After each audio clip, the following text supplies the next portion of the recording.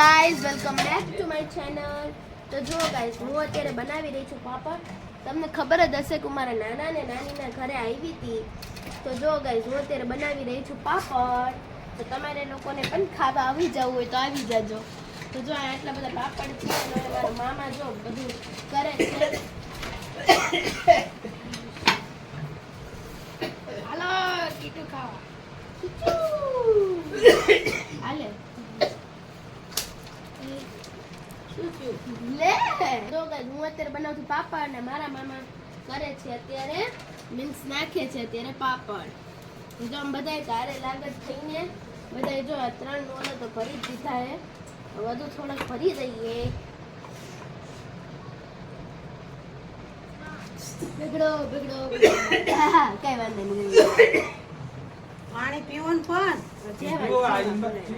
આગળ ન લેતી. So bye bye guys, please like and share and subscribe.